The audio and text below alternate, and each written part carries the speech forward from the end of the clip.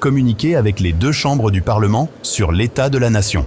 C'est pour cette raison que le président ivoirien Alassane Ouattara a demandé au Parlement de se réunir conformément à l'article 114 alinéa 1 de la Constitution du pays. Il a mis cette importante rencontre à profit pour se prononcer sur les progrès enregistrés en Côte d'Ivoire depuis son accession au pouvoir et dévoiler les perspectives. Poursuivant, Alassane Ouattara a précisé que l'indice de sécurité s'est amélioré, passant de 6,8 en 2012 à 1,2 en 2024. Ma vision pour notre pays reste inchangée. Il s'agit de faire de la Côte d'Ivoire une nation unie, une Côte d'Ivoire prospère et moderne, une Côte d'Ivoire solidaire, en un mot. Pour y parvenir, nous devons continuer d'œuvrer à la consolidation des importants acquis enregistrés en matière de développement économique et social, de maintien d'un climat de paix, de sécurité et de cohésion sociale.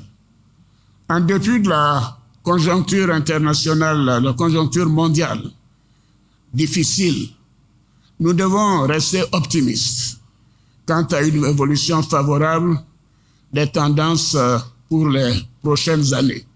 248 parlementaires sur les 352 étaient présents à cette importante réunion d'intérêt national. Si pour les députés et sénateurs, membres du parti au pouvoir, le discours du chef de l'État est à saluer, ceux de l'opposition avouent être restés sur leur faim. Le discours du président a ouvert l'esprit de tout un chacun sur ce qui se fait réellement. La Côte d'Ivoire est émergente, la Côte d'Ivoire bouge à tous les niveaux, on évolue. Donc nous devons retenir que cette année est une année où la Côte d'Ivoire, dans tous les domaines, a émergé. Nous avons pu constater que la Côte d'Ivoire se porte en très bonne santé et que la Côte d'Ivoire progresse. Aujourd'hui, dans le domaine de l'éducation, de la santé et bien d'autres, le bilan est positif. Des questions sociales pour lesquelles les Ivoiriens attendaient des solutions fortes, immédiates. Il n'a pas abordé ça. Ce qu'il a dit, on le sait depuis. Les ministres le disent, ça se dit à la télévision. On attendait autre chose. Et sur le plan politique, on attendait qu'il ouvre une brèche sur ce que les Ivoiriens attendent pour 2025.